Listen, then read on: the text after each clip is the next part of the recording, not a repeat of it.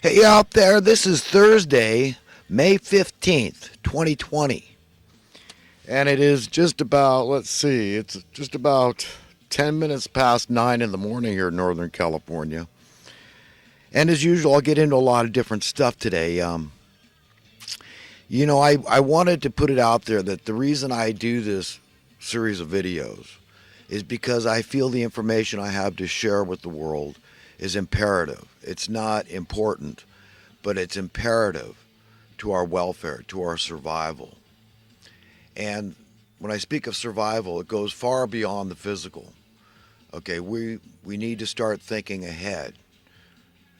Okay, be prepared for eternal life, in other words, and what we're willing to live with in terms of a reality and a world.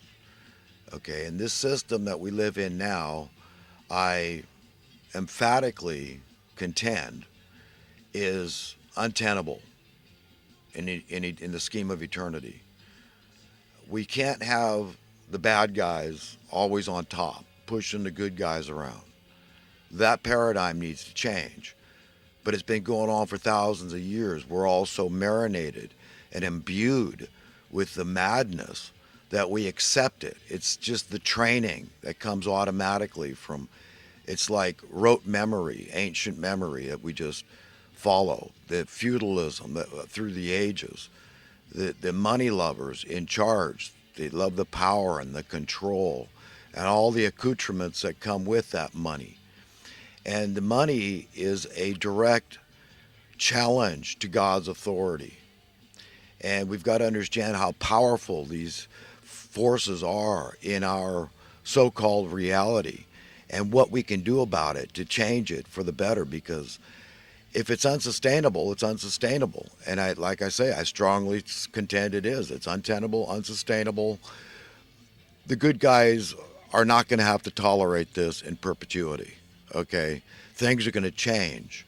And in the past, when things got too bad for the people, there was typically a rebellion, a revolt, perhaps a bloody civil war.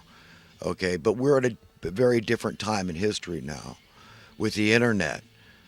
Okay, this is a big part of what's going on. The dynamics of our culture and our society and our thinking is being disrupted, and this is what needed to happen. I mean, like I've been saying for a long time, I mean, we're headed. We need something huge to knock us upside the head, metaphorically, and wake us up out of our slumber. Because for us to accept this and just prescribe to an ignorance is bliss philosophy, I mean, that ship has sailed. Okay, that's no longer an option.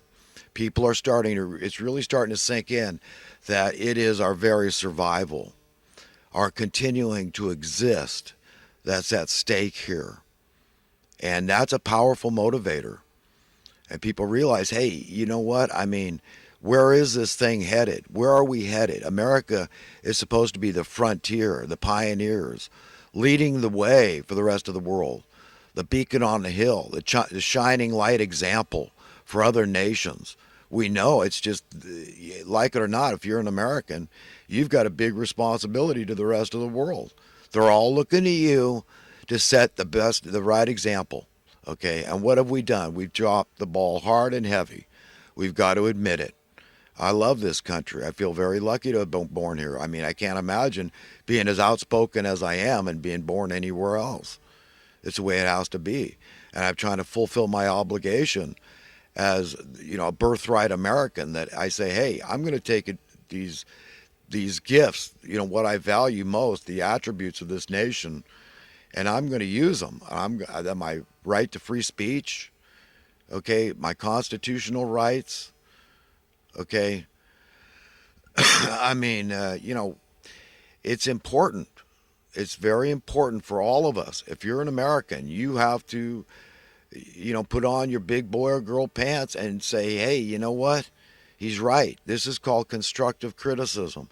We've been going down the tubes for a long, long time in this country.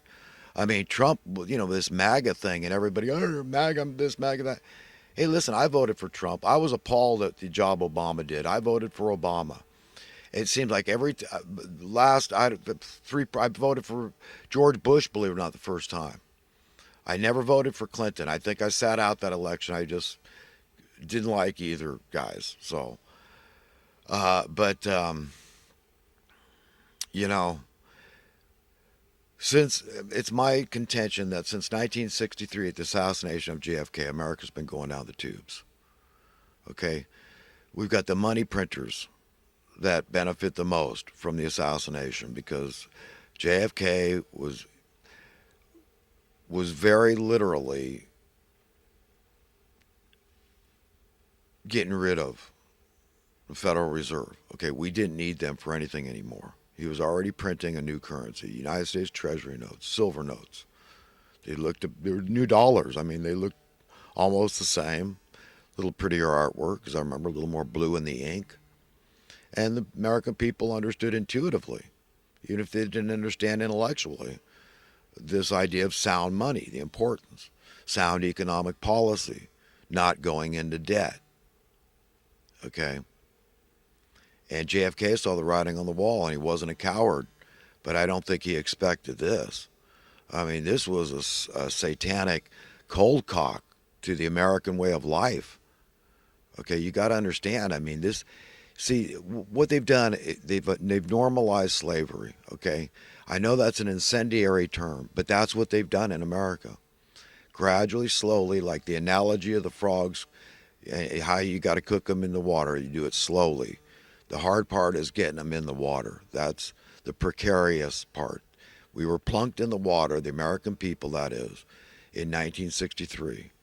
Okay, I listen to the Kaiser Report all the time. I love Max and Stacy, and Stacy says it's 1971 when we went off the gold standard, but I mean, she's younger than me. I know from all the people that have researched this I've talked to, and I've learned from. Come on, and it makes sense, and it's over 65% of the American people to this day don't believe the official story on JFK. Let's set the record straight. Let's understand how frightening the times we are in and who took over America. It's the money printing class.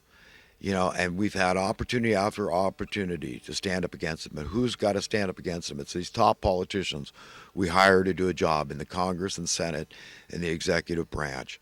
And when they sell out to the money printers, they say, whoa, I know which side my bread is buttered on. So for self-interest, our employees, we're paying their tab, these politicians, right? The taxpayers. And they're just Benedict Arnolds. They're stabbing us in the back. They're traitors. I don't know what else to tell you, but when they go against the will of over 90% of the American people in 2008, that an opportunity to see a market correction, that if we had any semblance of true capitalism, we would have seen in 2008 for sure.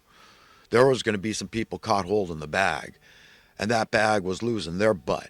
Not every Tom, Dick, and Harry out there with the liar loans. Oh, they're a bunch of liars. They lied about their income to get. They were desperate. They saw the writing on the wall.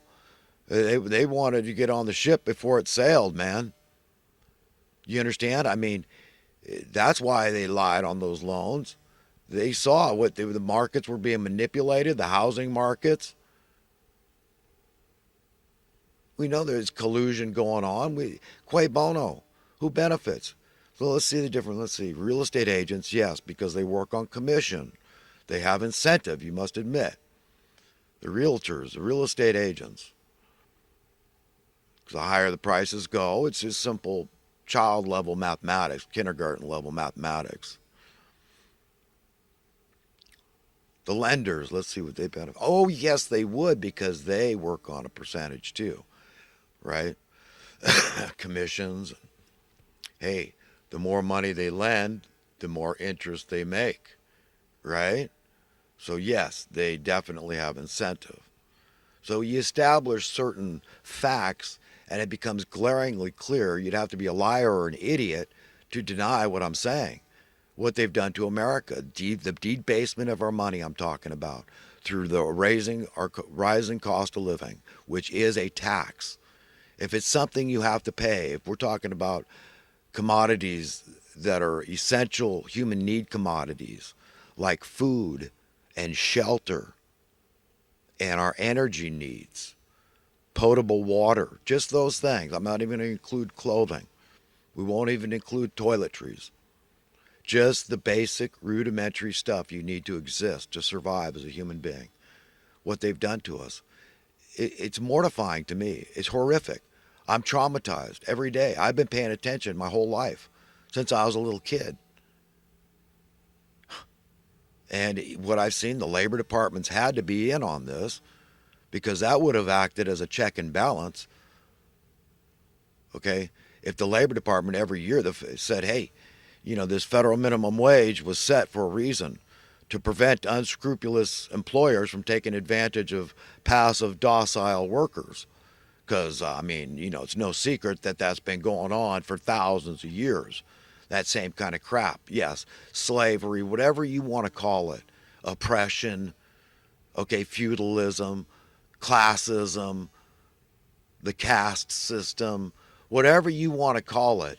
It's all about the plebs versus the elitist, the royalty, the privileged ones, the aristocratic types, right? They've always held all the aces. How does it get handed on? Century after century, millennium after millennium, right? This has been going on. It's the long, hard age of the money lovers, the masters of misery and madness. Okay? That muddy and bloody the waters that humanity, okay, deserves to have clear. We deserve progress. We deserve to evolve. We deserve positive change. Okay? And remember, there's a God in the mix, and he's watching everything, and he's storing up his fury is what's going on, and he's going to unleash it. And these evildoers know their days are numbered, that the last couple of grains are running through their hourglass. Their time is up. It's called the end of the age. We're going to have a new age beginning here. Okay, and this is like the return of Jesus Christ in slow motion. Even if it's a metaphor, it doesn't matter. Scientists say, hey, maybe it's all just a simulation anyhow. It doesn't matter. It's real enough when you got life and death all around you. I mean, we need to ask ourselves fundamentally, what's really at the heart of what's bugging us as individuals and collectively? We know there's a slew of organic reasons to be bugged. Okay, I've talked about from natural disasters, the sun's too bright, it's too hot, it's too cold. Okay, a mosquito just stung me that might have West Nile, it might give me encephalitis. Okay, you name it. I mean, there's 1,000,001 ways that we suffer organically, diseases of every type. Okay, that's all organic, all organic. We got death. I mean, death. Does it get worse than that, organically speaking? It's across the board. We all have to face these things. We should all have deep and profound respect for each other. But I'm talking about the inorganic crap. Is that bugging you? Okay, the artificial invented crap. That's what bugs